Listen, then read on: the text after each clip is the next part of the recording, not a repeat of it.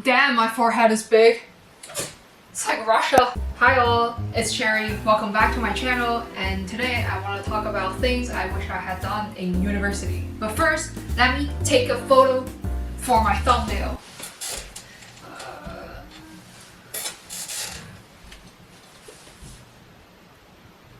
Does that mean that my feet are going to be on the internet forever? I don't like it. Now I'm working and reflecting on my university life. I feel like that's the last time I was so free. I did not need to pay bills because my parents covered it for me. Thank you. I think back on my university years. I laughed a lot, I cried a lot. Basically cried a lot. But university life can be great if you make it great. And I want to talk about things I sort of regret not doing. And I'm telling you this so you can avoid the same mistakes I made. The first thing I want to talk about is grades are not everything. It's a cliche, but hear me out. Have you seen the triangle? I feel like I've been doing this a lot lately. Watch my last video. It's a triangle of three things. You have sleep here, study here, and relationship here. There is a myth or the truth that you can only do two things out of three. I value my sleep. I like sleeping the most, other than eating. I like eating and sleeping the same amount. So I like sleeping, I want to get a good GPA, and guess which one I sacrificed? Relationships. I don't mean romantic relationships only. And when I talk about building relationships with other people, I mean developing your soft skills like people skills and building your professional network. Ever since I started working, I realized soft skill is extremely important. Before you get a job, you gotta go to interview, you gotta know how to talk to the recruiter, how to sell yourself to make her look so good and maybe a little bit better than what you really are. Just oversell yourself, everyone does that. And after you get the job, you need to know how to get along with your new coworkers. In the job, you have a lot of teamwork and you need to do presentations. You're dealing with people every day, so people skill is incredibly important. In the same way, building a professional network is important too, because through one person you can know the other person in the same industry, and through that person you can know more people. And then you just keep building your network and you have, wow, this is like a commercial for LinkedIn, but you know what I mean. And how to build those relationships. First one is really easy. Just keep a good relationship with your classmates and maybe help them to answer questions, and you ask them questions, you help each other out. And I still have really good friends who I made in university, and we still help each other out in daily lives. And to know people outside of your own program, joining a club is a really good way. If you become an executive in the club, it also helps you practice your leadership skills. Third kind of relationship I want to talk about is really important, but I feel like it's often overlooked by a lot of people.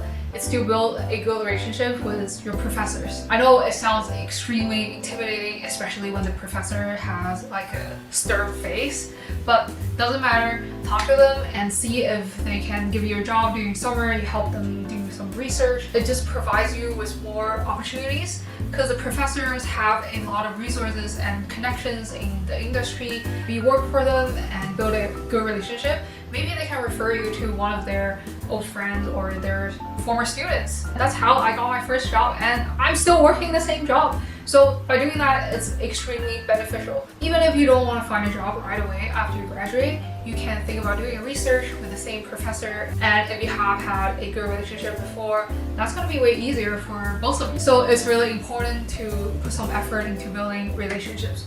Maybe romantic relationships too, because who knows when you're going to meet your other half. Second tip is to try out different courses. For us civil engineering students, the first 2 years we didn't get to choose any elective. All the courses were picked for us, and it had everything in there. And it changed a little bit. In third year we could choose one free elective, and that was not a lot of freedom. So still need to take whatever courses that were assigned to us. In fourth year we had to take at least 4 technical electives, and everything else, it's up to you. So I chose a bunch of business courses and I ended up liking them a lot. So in the first 2 years, I had to take a lot of courses that I had zero interest in. First of all, I know I have zero interest in transportation engineering. It's just mundane for me. And then I have zero talent in coding. Even now, I still remember the worst course I did was first year, second semester. It's a course about learning C++. Like, I don't even understand like Python, JavaScript, and just threw like C+ at me. And I got 50 something. I felt frustrated. I was forced to learn something that I had zero interest in. I was just like suffering so much. But still, I wanted to do a good job, so I tried to work hard. I asked so many people how to do this, do that all the time, and they got so irritated by me. But that's not the point here. There are going to be core courses that you take that you don't necessarily like.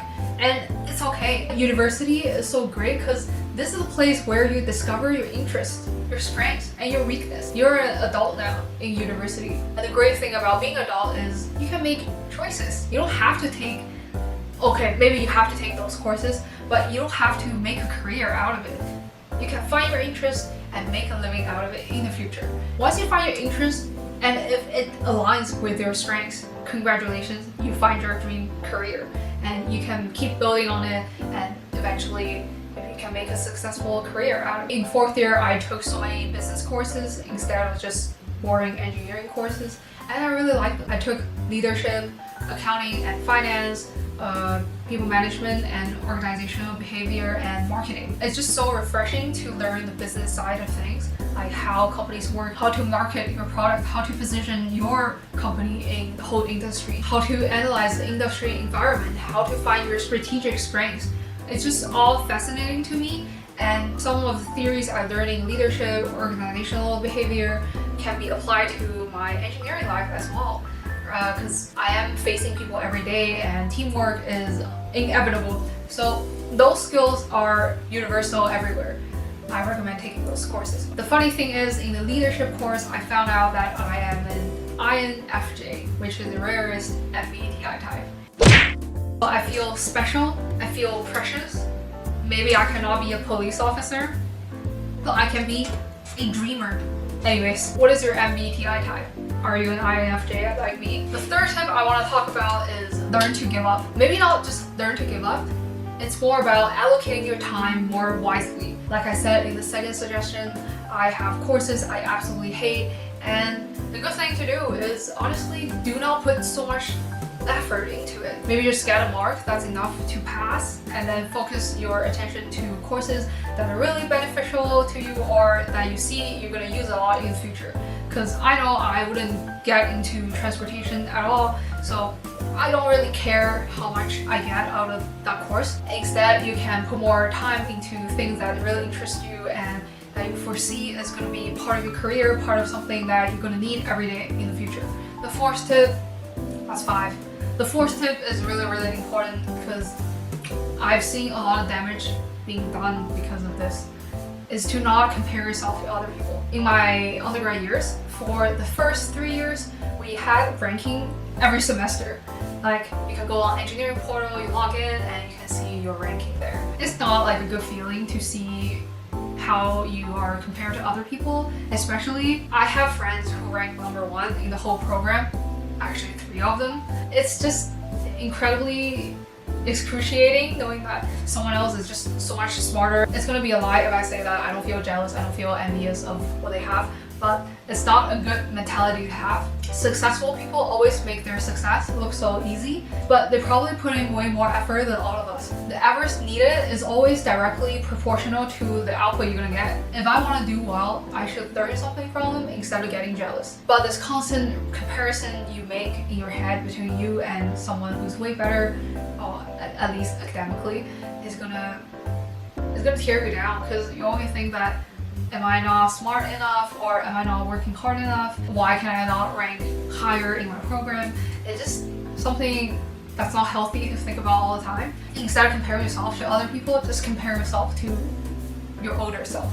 Am I doing better than last semester? Am I able to focus more this semester? Do I have a clearer goal this semester than my last semester? Those questions are what you're supposed to ask yourself. Just think about it. If you recall something you said or did 1 year ago, and if you don't want to beat yourself up for saying something so stupid, you didn't improve, right? The fifth thing I want to talk about is a thing I regret not doing the most, is to have a stream of income. I always have this student mentality, like all I need to do is have good grades and then I can sleep really well at night. But no, University is a really good time to start your business, start thinking about what you're going to do to make money. And the first step is to have a stream of income. And there are so many ways to have at least one stream of income.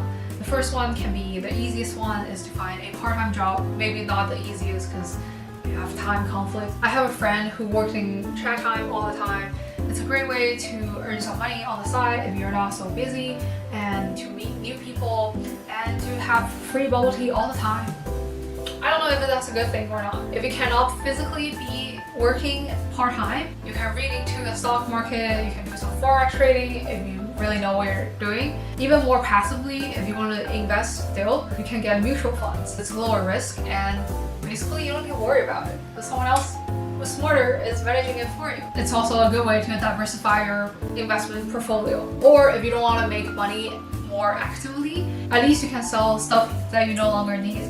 You can sell your jewelry or old clothes on Depop, Poshmark, and make some money back. And that's good too. The sixth thing I actually did, so off the topic a little bit, but I'm really proud of myself.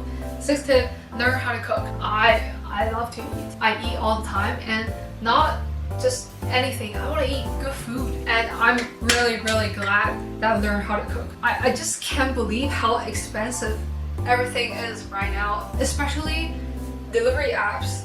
I order something that's $50 and I ended up paying at least $25. There's service fee, there's delivery fee, there's tax, and the tax is on top of the service fee and delivery fee, and there's tip, and tip is on top of the tax. So it's a lot of money.